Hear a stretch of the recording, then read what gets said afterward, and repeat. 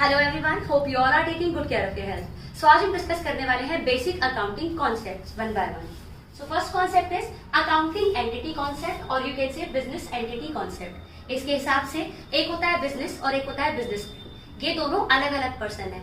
अगर हम किसी ट्रांजेक्शन का इम्पैक्ट सोचेंगे तो it is going to be from the point of view of business, not from the point of view of businessman. Hopefully आपको समझ में आया। Next is money measurement concept. ये कॉन्सेप्ट कहता है जितनी भी ट्रांजैक्शंस हैं अगर वो मनी टर्म्स में एक्सप्रेस हो सकती हैं, only then it can be recorded in your books of account. Next accounting period concept. हमारे बिजनेस का जो लाइफ पीरियड है, हम ये अज्यूम करते हैं कि ये बहुत बहुत बड़ा टाइम पीरियड है। जब तक हम अपना पॉसिबल फ्यूचर देख रहे हैं तब तक हम इस बिजनेस को चलाते रहेंगे। इस लंबे से टाइम पीरियड को हमें कुछ स्लॉट्स में डिवाइड करना होता है, 12 मंथ्स। इन 12 मंथ्स को आप बोलते हैं अकाउंटिंग पीरियड। ठीक, it can B from 1st Jan to 31st December, it can be your calendar year, it can be from 1st April to 31st March, it can be the financial year।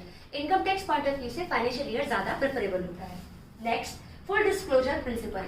ये principle कहता है जितनी भी important fact और figures हैं वो आपको fully disclose करनी पड़ेगी, क्लियरली सबको बताना पड़ेगा। मेटीरियलिटी कॉन्सेप्ट मतलब किसी भी मेटीरियल इन्फॉर्मेशन को आप हाइड नहीं कर सकते, और मेटीरियल का मतलब that information has the power to change the decision of someone.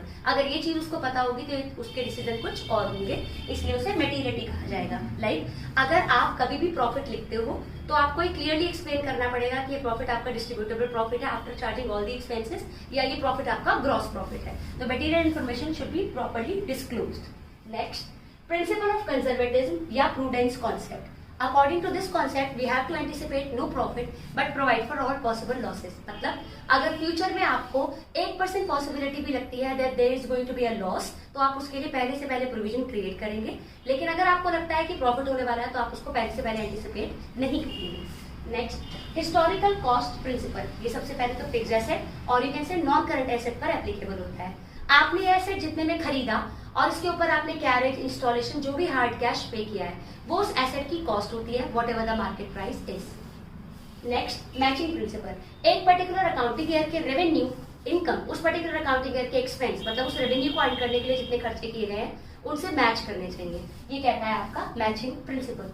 Next dual aspect concept कहता है हर डेबिट का एक कॉरस्पॉन्डिंग क्रेडिट होगा एंड वाइस वर्सा।